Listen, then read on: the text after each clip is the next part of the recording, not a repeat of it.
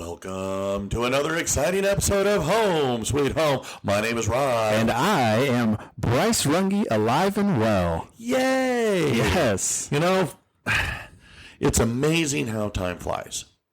Yes, it is true. And, it's sadly been a long time since we've been able to get together to do one of these tapings. So I'm glad that we were able to make time in our schedules to make this a reality.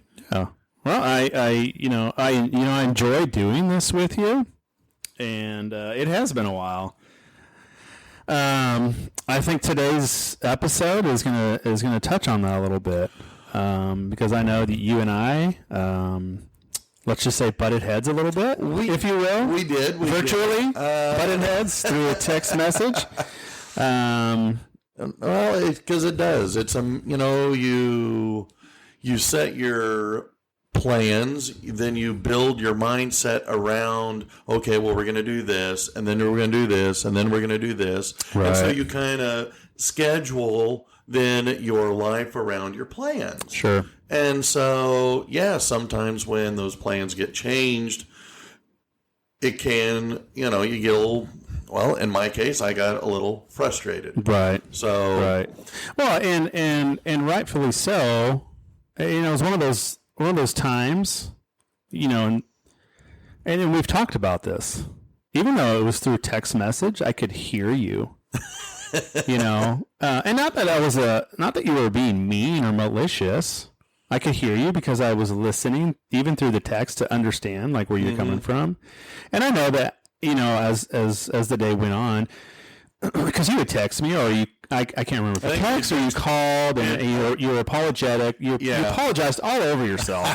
No, and I apologize. We both apologize because that's important because we're friends. We're like family. Well, we're like brothers from, I don't know. Another mother. But you know what? Let me go ahead and just paint this picture. Okay. So we have one of our main struggles is finding the time to do podcasts. Yes. And summertime, which is literally right around the corner for us, well, for you, we'll get into that later. Yes. Summertime has been great. We could film and do all kinds, but when it comes to, the school year, it gets crazy busy. And then I have a responsibility as a husband.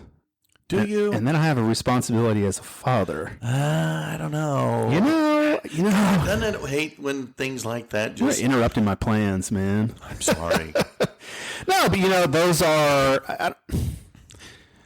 for a lack of a better term, a job, if you will, right? Yeah. For me, it's a privilege. It's an honor that I get to be married, that I get to be a dad. But that's a lot of work. It's a lot of work. Mm-hmm. And so, and you get that, you're married. And since we were both divorced and that challenge of being a parent was, at least for me, put in place, yes, being able to get back into it, I think gives me a different and better perspective of what it means to be a spouse. Right. As well as what it means to be a parent. So you're right. It is kind of an honor. Yeah. Yeah, absolutely. And so, we have our families and then we have our work, our school. And, I've been doing a lot of extra things, if you will. Well, with your book and your speaking. I still have, I didn't even say that. Heck, I got my book and like you said, and I have been picking up the speaking. It's something that I've been praying for and, and really getting after. And so I'm doing the things that I've dreamed of doing. Mm-hmm. That's awesome. Mm-hmm. And so when I am speaking, I'm up on a stage and I'm just like, man, I'm so grateful because this is the moment that I was dreaming for 5 years ago. Yeah. Right. And so I'm living in that moment. I want to keep going and growing and that's going to continue to grow. Like I said, but, as this year went on, I found myself adding more and more and more and more to my plate. Mm-hmm. And I kept involved in the community, and just, again, adding more and more and more. And then we've got the podcast, which I know is important because I know that, again, we have a good reach. And so I think it's important. We hear a lot of good feedback. And so that's important to me as well. And so when we would schedule time or make a date, have a date to do our podcasts, I would cancel on you, or I would reschedule you. And Sometimes that happened early in the day. And right, several times. And in my perspective is, I have so much crap going on right now. I'm drowning. And that's that. Like, the podcast could be pushed aside. I have so much going on. But then I didn't, when I reflect on that as well, I really didn't look at you and your perspective and how important it is to you and what this means to you in your future. And so, I would always say, like, I have this going on or that going on, or there's so much going on. And anyways, you had enough of me rescheduling, and I got irritated, and I'm frustrated, and I'm upset because I want to do the podcast. But at that moment, it's like, okay, if I don't start to slow down, you're going to explode. I'm already on fumes, and I'm going to burn out, and I'm going to crash. Well, and then I'm not good for anyone. And that's there you go. The more you try to be something, I had this in my mind moments ago. The more you try to do for so many people, you wind up doing very little for them. And so instead of being everything to everybody, you be very little to everybody. Yeah. And I mean, I've been there too, where you've stretched, and even Stretch Armstrong would only go so far before it would rip apart. Right. And so I think that, yes, and I think that's something that we all go with, or that it's so easy to do. Right. And to quote from the first Tom Cruise Maverick movie, "Son, you're writing checks your body can't cash." Oh, yeah. And I think that it is something that is so easy to do that you're so far down the rabbit hole before you realize, how did I get here? Right. So today's topic, I think, kind of fits as it's an article that I found, and it's by a guy by the name of Alex Klein, and it's from healthline.com, and it says 7 ways to slow down and be a better human. Okay. So I don't know how successful we can be, but I think that you're right. It is what you're going through now, I was doing before, and it's sometimes I get so frustrated with I've got so much to do that I stop doing everything. Right, you shut down. And I go, you know what? I'm going to put it all on the shelf. I'm not going to do a darn thing. And I am going to waste time doing, well, for me, might be playing my PlayStation. And that's the wrong answer, too. Yeah. So, thinking about this, when we were going through as I was reading this, and and I thought this would be good for us to maybe chat about. Yeah, absolutely. In helping us recognize each other in the idea of, well, you got to be this to this person and this to that person and this to this job and this to that part of the job. And pretty soon, you're overcommitted. Yeah, big time. So then when I did this before, I was hurting friendships. Yeah. And it was mostly with, the old life and with the old wife. But it took a big kick in the gut to help me realize that I I had to pick. Mm-hmm. And I don't know. It's not always. I don't even know if I choose the right things. Yeah. So Yeah. but the first thing they talk about was the science of hurry. Mm-hmm. That we don't have enough time because we rush. Yeah. And why do we rush? And I think we kind of talked about this once before on a previous conversation.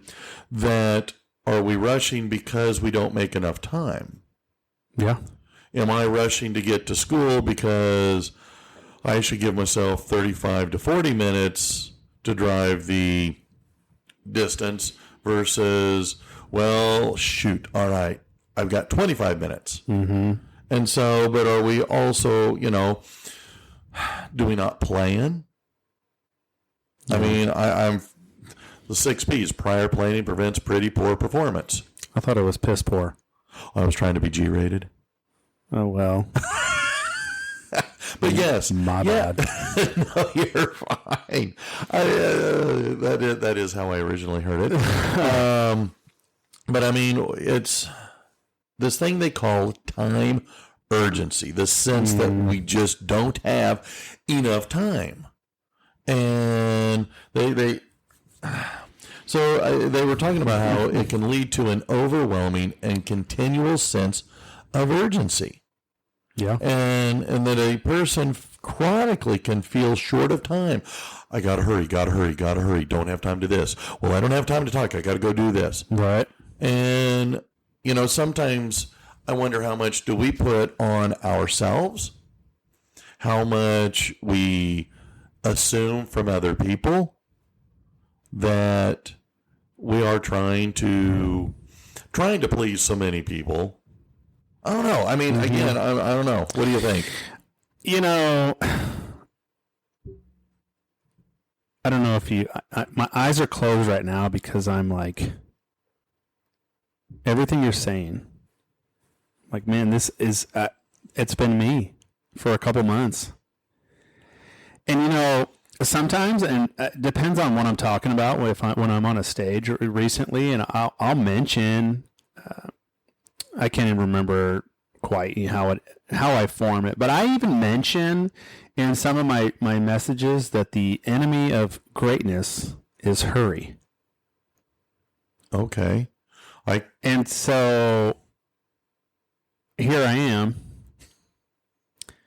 rushing in the morning. I get up early, but I feel like, the getting to work on time is getting closer and closer. Now I'm late, not all the time, but dang, late is getting there at the time. I that to me is being late. So another thing I'll mention is the enemy of kindness is hurry. Interesting. Okay. If I'm not slowing down, and to notice someone for an opportunity to be kind, right? Then I missed out on that opportunity because I'm in such a hurry. And so, you're saying these things, and I'm reflecting back, and I want to talk on this when we had our huge assembly on the 18th. Oh, it's cool. Yeah, it was powerful. Now, and I'm not trying to pat myself on the back. You know me well enough that I hate credit. No, I get you. But again, that's an event that we started planning in September. There's a lot that went behind it. So planning the event is one thing, but also planning it and being the keynote speaker, if you will, or the main speaker, is added stress. You're the first person that's going to hear this. Well, everyone who's listening. Suzanne obviously knows because we live. I was so sick the night before. Sick from flu or sick from nerves? Sick from stress. Okay. I'm not scared. I get a little bit nervous. I'm not trying to be cocky. I think being a little bit nervous Makes is you healthy. better. Yeah, Yes. absolutely. I didn't sleep. I was so stressed out. Uh-huh. And it's just a combination of everything throughout the year. I was throwing up, Oh, geez. and like I didn't. It was such a different. The only thing now, I wasn't diagnosed or anything. Like I'm self-diagnosing. I'm saying this is stress. I didn't have like all the other symptoms that could be a flu, right? Right. I can't even remember the day. I knew it was powerful. I knew the assembly was powerful, but it was all a blur. Uh-huh. Went on about my day, came home, and laid in bed. Wow. And at that moment, because Suzanne's just like, you need to slow down. And so that next day, it's funny because in my phone now, on my phone, I knew I had to do something. I had to start saying no. Sorry, you were part of that. start saying no more and being okay with no. And if someone gets upset with my no, then they need to deal with that themselves. Okay, yeah. I can't. I'm not speaking to you personally. No, but I understand. Stop saying yes to like, oh, yes, I'm gonna come and speak and do this, or I'm gonna do that. Now, I'm not saying anything to the what I've done recently, but there's a lot of little things that have come. No, I can't do that. I can't do this, or I can't do that, or I'm not going to take on more things. But what I am going to do, and my phone reminds me, it reminds me. It's like every 2.5 hours, big bulb flashes, slow down, breathe. So I'm training myself to slow down because I'll catch myself whether I'm speeding down the hallway or rushing to the next something or driving somewhere. I got to get here or I got to go there, and I'll get that reminder to slow down. I'm glad. Breathe. Yes. And it has been helping me. I'm still working on it. And I've said this, and I joked early in the year, I'm trying to slow down, and one of my goals for this year is to slow down. Well, I did the opposite since the school year. Yeah. I put the metal to the pedal. You mean the other way around? Pedal to the pedal. Pedal to the metal. Metal to the pedal. Yeah, see, I can't even speak. I still can't speak right. The last time we had a podcast, I knew I was asleep at the mic. Yeah. Where it seemed like you were really talking the whole entire time. Beth, I appreciate feedback. Yeah. So that's why I'm kind of trying to take the reins here. I don't want to steal your show, Rod, but I do want to address that. But we had that interview, which was really great. Yes. And we were supposed to podcast after that. And I told you, get out of my house. Pretty much, yeah. In a sort of a kind way. Well, I still kind of got a shoe print on my butt. Because I was like, I can't. Mm-hmm. I can't mentally do this. Like and I think you understood, but I don't even remember when that was. But back in late February. Was that February? Maybe it was January. Because I think I shared the broadcast on social media. Okay, yeah. If not, I may have to go post it again. Yeah, why not? Repost things. Sure. But yeah, no, I had to put that on my phone. I knew I needed to change things because I started developing a really piss poor attitude, and then the people in my path would be affected by that. Mm-hmm. My wife, my kids, and then I look in the mirror. I'm like, nobody deserves that. You need to change your behavior. You need to do something different because you cannot keep going at this pace. Well, the fact that you say that in this article, all right, by this Dr. Klein, he says that rushing can block communication. He says it can cause stress, breed resentment, and can make anxiety lead to kind of an egocentric behavior. They even go so far as that psychologically, stress triggers adrenaline and cortisol in the body, which can then have negative effects over time, especially longer gaps. In the short term, no. Right. We're talking, hours or days. All right. But the longer you keep doing that, the more psychological damage it can have to the body. And, I'm glad you have that in your phone because it literally says here, slow down. Really? And take a breath. That's funny. All right. So, because one of the other things they talk about is thinking of another way to live your life. Nothing made in the reality of time urgency, the article says, was then basically, well, they're talking about living in Thailand. This guy, he lived in Thailand. Okay. And he says they're known as the land of smiles. And they kind of do things at their own time, their own kind of march to the beat of their own drum. Got it. And that if something doesn't, you don't have to be at work at 8. And you don't have to work a 9, 10, 12-hour day. That, you work and if you're the only one that shows up at 10:30, well, you just work and you do your part and don't work yourself to the bone. Right. And I mean, that's got tough for me because I have a hard time doing that. Yeah. And so this will be a challenge of having, not only with that slowing down, but taking a different way of doing this. I mean, some of the things that he's talking about is, well, look people in the eye.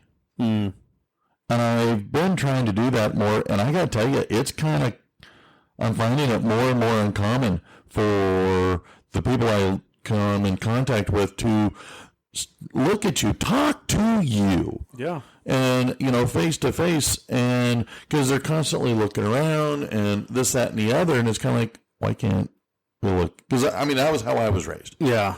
But are we too big a hurry? Well, I got to hurry. I'm trying to overschedule. Right. Well, I'm trying to be so many things to so many people. And so, they're saying, just slow down. But they're saying live a different life. Yeah. Live your life in a different way so that way, because it can have positive impacts. And this guy was saying that by adopting a slower, leisurely pace, he said he started to understand why kind-hearted and cool-hearted were common phrases said by the people in Thailand. Huh. Yeah. I'm called a lot of things, but I don't know cool-hearted or cool-headed would fit the vocabulary of many of the people that know me. It would, yeah, your name would not be next to those stuff in the dictionary. So, can we slow down? You have been with your messages to yourself in the last week to 10 days. Have you noticed any physical or physiological changes? I would say a little bit. I think I've done, I don't know if harm is the right word. Maybe I have. Maybe I've done my body harm with the amount of stress and the, not have enough margin in my life that has put a strain. I could tell you right now that it has affected my sleep. I don't sleep good anymore. Okay. And I think that's maybe because I don't shut down. Like I have no off button. Okay. And I know that's unhealthy and I'm trying to work on it. I say I've been trying to work on it, but have I been intentionally working on it? I have recently with putting the reminders. I'm trying to get in, what is this? To work out more, to apply self-care. Here I am loading all these kids up, specifically with Hope Squad and what we're doing with, hey, you need to take care of yourself. Don't forget that because an empty lantern provides no light. And so I have to listen to that and okay, dude, are you going to listen to your own advice or are you just going to burn out? That's kind of me too. As far as I don't always take my own advice. Yeah. I'm good at helping other people, but I don't know. How many times have you and I chatted, saying, well, we ought to listen to this podcast called Home Sweet Home. Yeah. They provide good suggestions. Right. So I don't know. I think part of our American society is if you're not driving, 100 miles an hour with your hair on fire, well, then something's wrong with you.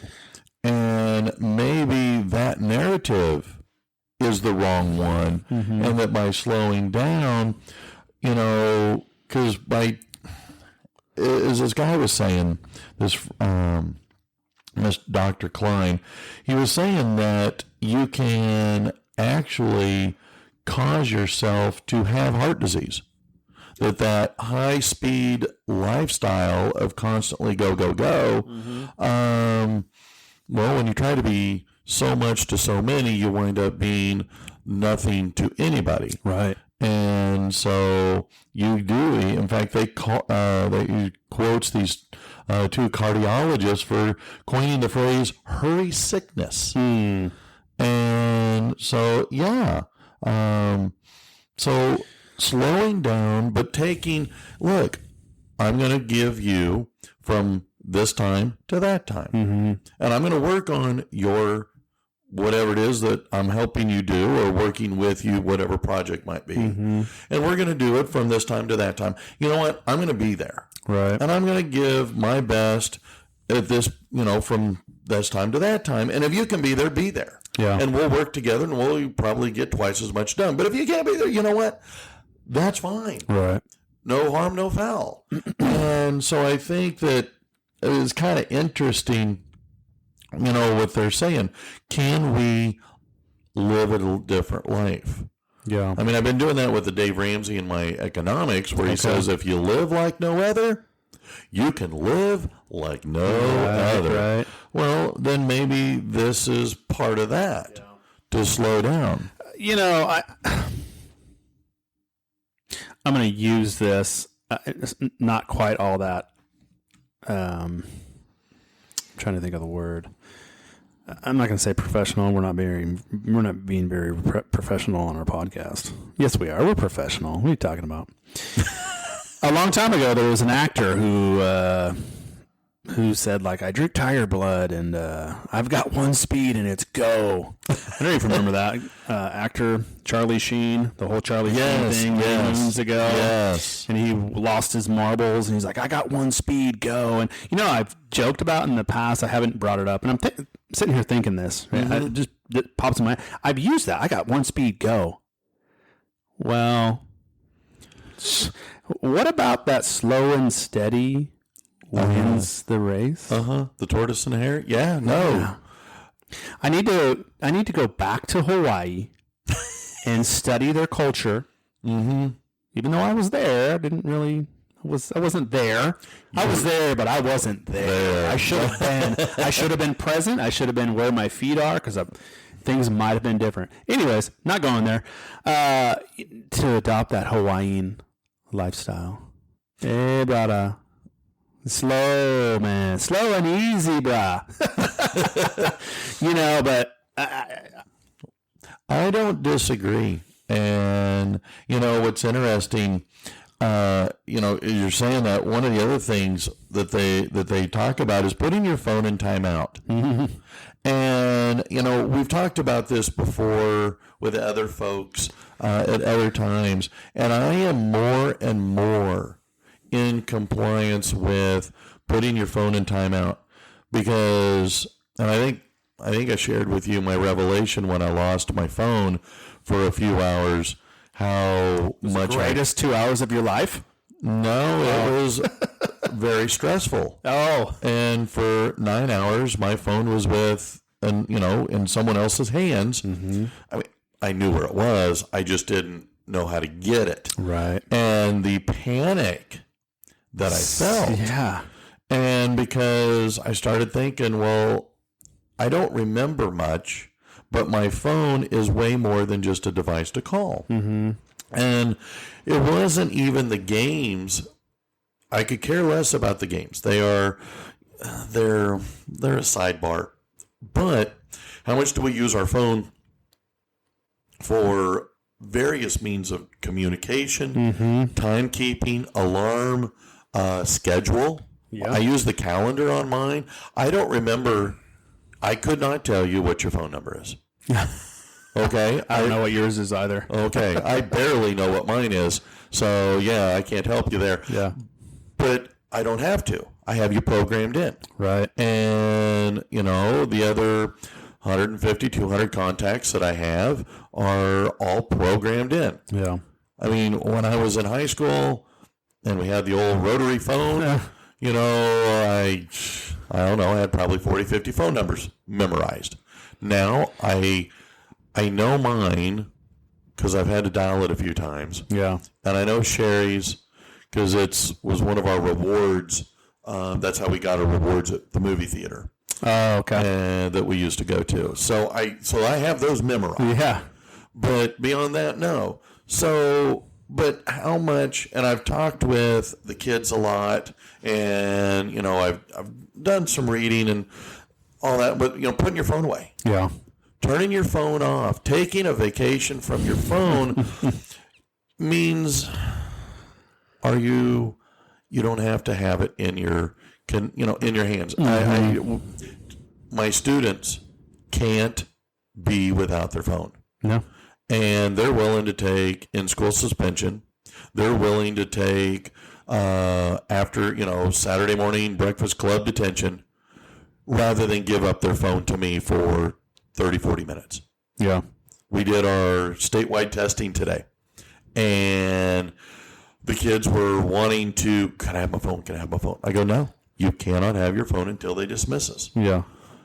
And so I had more people pay attention to the movie Dave that I showed than I ever had because they had no phone, so they could either sleep or they could watch the film. And what was funny is they go, wow, this is actually a really good movie, despite the fact that it's nearly 30 years old. That's funny. But which reinforces what they're saying here. If you put your phone in timeout, well, that means you got to actually talk to people. Yeah. And, kids talk to parents. Parents talk to kids. Parents talk to each other. Right. Maybe kids could actually go and talk face to face. Yeah. I mean, the number of times I see kids walking through the hallway and their head is buried in the phone. Yeah. And I'm going, I sounds maybe cruel and sadistic, but I'm looking forward to when they crash. Yeah. Because it's kind of like, dummy, get your head out of your phone. Sorry, did I cut you off? No, that was it. Oh, okay. I run the buses after school. Okay. And there's been a couple of days where I had to lay in to a couple kids for walking to the buses super slow with their head buried in their phone. Yeah. Get off your phone and get to your bus. Not even looking up at me. So now now it's disrespectful. Mm-hmm. And so, I've had to lay into a couple kids. There's an image. It's somewhere out there. I'm sure we could Google it, but it's an image of a hand with holding a phone, but it's going into the veins, it's in the arms or whatnot. I talked to Suzanne about getting a landline, and I'm like, let's get a landline. And this is before I got Braddock's a phone. Yeah. Like, I'm serious. It's good. For him, it's good. But then when he went to California by himself, which he had a blast. Yeah. I'm like, let me just get you a phone, dude. And so we, his mom and I agreed to get him one. Anyways, I feel like I'm all over the place here. Yeah, I agree. That the phones. I've been struggling with that. When we talk about marriages, one of the concerns with marriages and why marriages slip, go head toward a bad path, is because technology gets in the way. Oh yes, and it blocks communication. And Suzanne has called me out a couple times on that, where in the last couple of months, not in a bad way, obviously a good way, just addressing it. You're right. You're absolutely right. Where I've done the same. Hey, your phone. Oh, you're right. We're supposed to be doing something else. You're right. And so that's happened a couple times in the last month. Again, another reminder. Look, my phone my stress, my just again, the candle on both ends is out at this point. And now my phone, I'm not listening to my wife because my phone is more important. Mm-hmm. And so that was another wake up right there. And it didn't happen all the time, but it happened enough for me to, do something to try and correct that. Now, we're both on our phones, and I get it. I like playing phones. Sometimes it's a disconnect. Yes. And I'll watch movies on it because I love movies. I get lost in the movies. I don't have to think about anything else like action or whatever people, But I'll land the plane. There was one time it's happened a couple times. The most recent time, I left my phone at home and we went somewhere. She's like, "Where's your phone?" I'm like, "I don't know." "You're not concerned with it?" "No." "Oh, okay." "No." "You know why?" "I don't really care." I don't care. And you know what? When I got back home and it was right where I left it, we were gone for a few hours. Mm-hmm. And I'm like, you know what? That actually felt good, just not having my phone with me. I wasn't distracted by it. Mm-hmm. I paid attention to, life more, things that are happening around me. I wasn't checking my email or my Twitter. "Oh, did anyone like my comment?" Or whatever. Mm-hmm. But, I joke. I sarcastically, I wish I could throw my phone in the lake that's by our house. Because I hate it sometimes. Really, the only reason there's multiple reasons, but one of the main reasons is so that I could talk to Braddix. Yeah.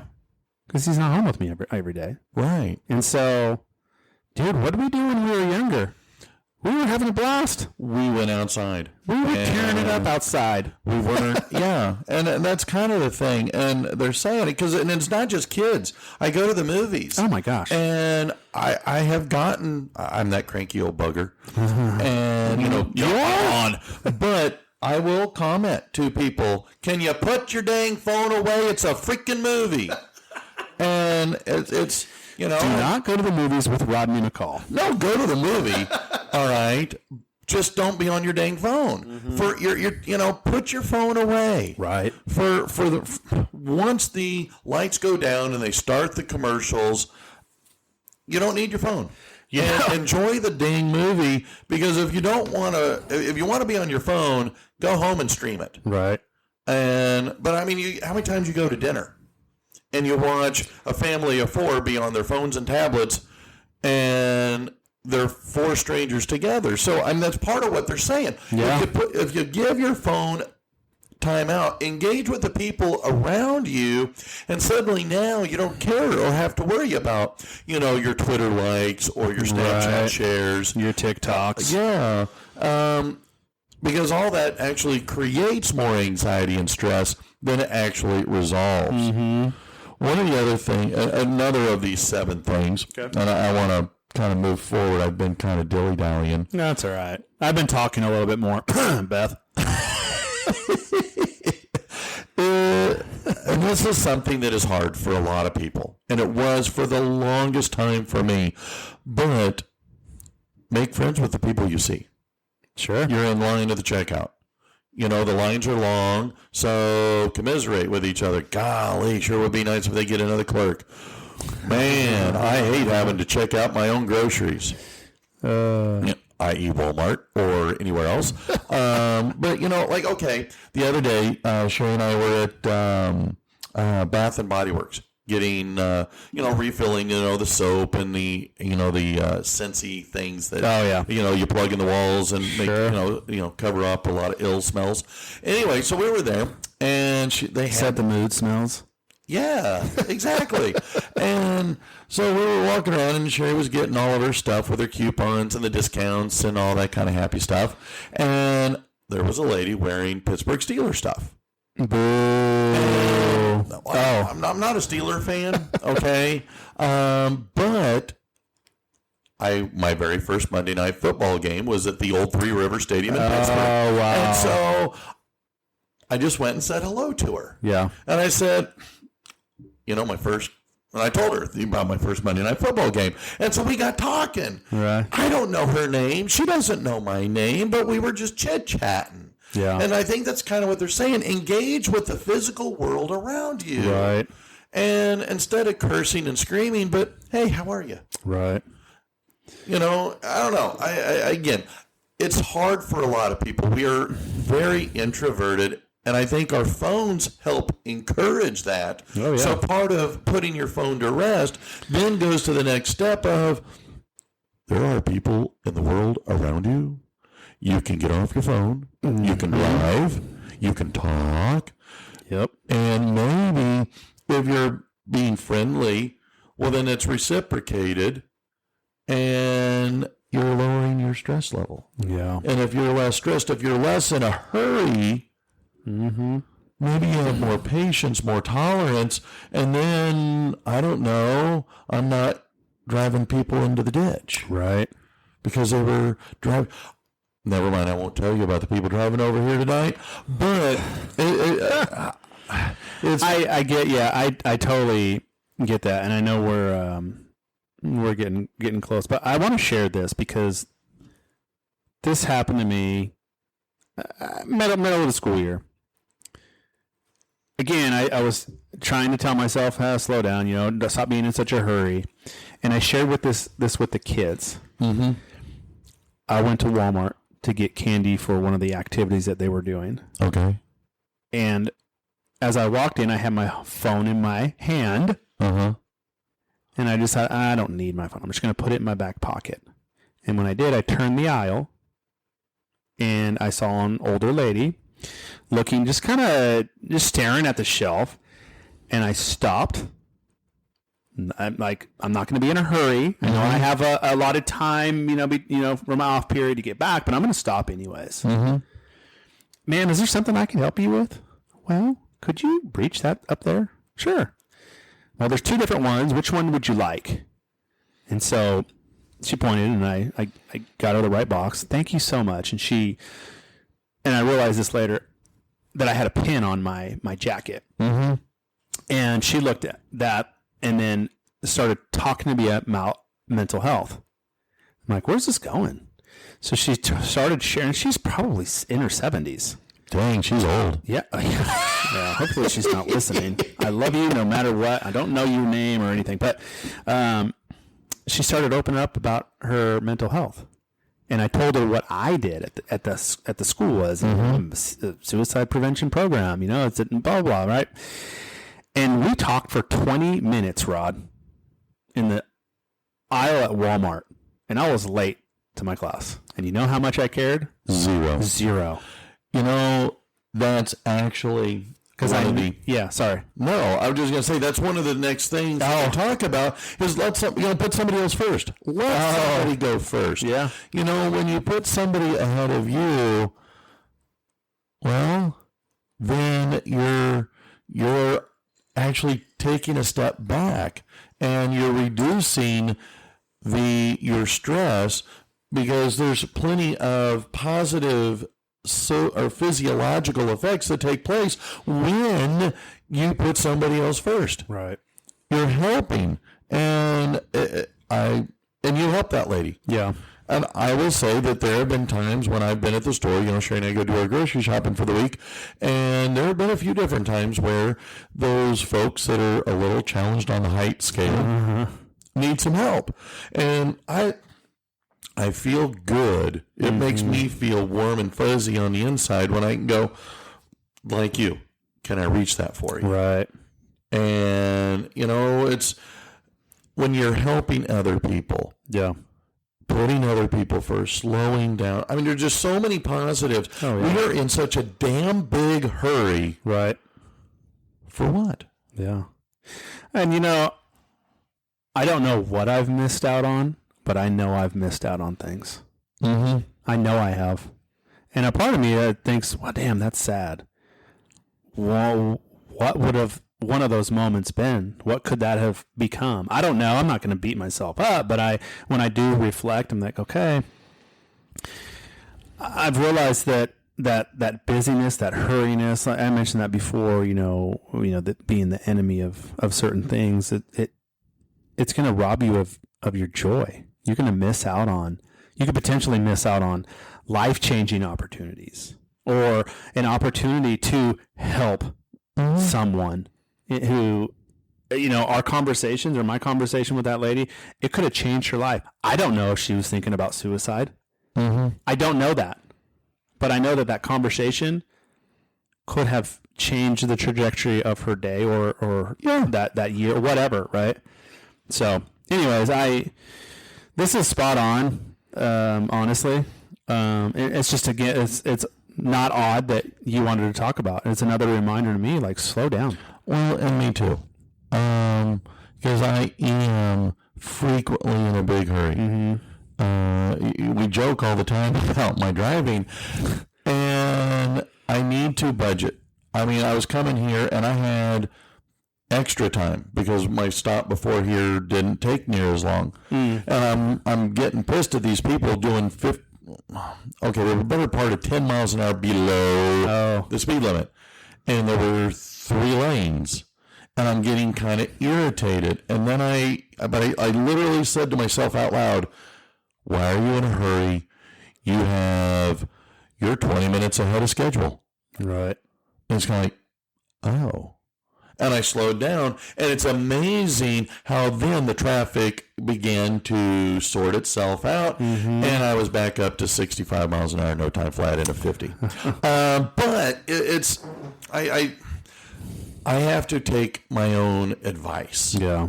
Because I think when we do, you're right, you miss too much with your head down and your blinders on and you're doing 110 in whatever direction you're going. So I guess our suggestions to ourselves are slow down, stop and smell the roses. Take a priority of what is important to us. Right. And I'm with you. I have a hard time saying no. Yeah. So learning with the prioritization, that includes saying no. And you don't have to be everything to everybody. Right.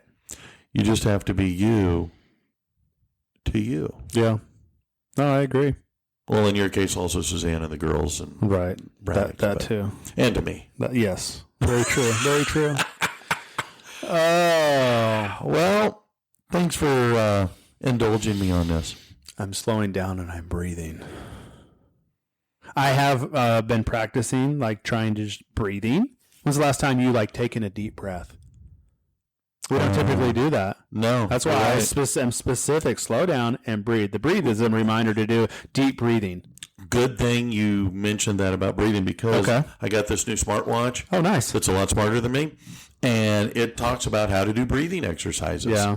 And so... Hey, I know some would think, though, that's silly, blah, blah. Well, think about it. When's the last time you actually slowed down enough to focus on your breathing? Isn't that what meditation is? Huh? Isn't that kind of like what meditation is? Yeah, but I mean, I don't know if I necessarily meditate. Well, I mean, close your eyes for 30 seconds and focus on your breathing. I've been doing that. Okay. I tried to do it just now. Did it work? No. Okay. But I didn't invest much. You didn't invest anything at all. Get out of here. We're over our time, Rob. Yes. Okay. Well, thanks for, again, I have enjoyed this. Yeah, absolutely. This is a good one. So here's the message. Slow down and breathe. Your health should be a priority. And if you don't get anything out of this, get this. You put your mental, your physical state in danger by being too busy, too much of in a hurry. All right. Okay. Well, let's hurry up and wrap this up. Jeez. With that being said, I'm Bryce Runge. Hey, and I'm Rod McCall. Enjoy. Until next time. Bye.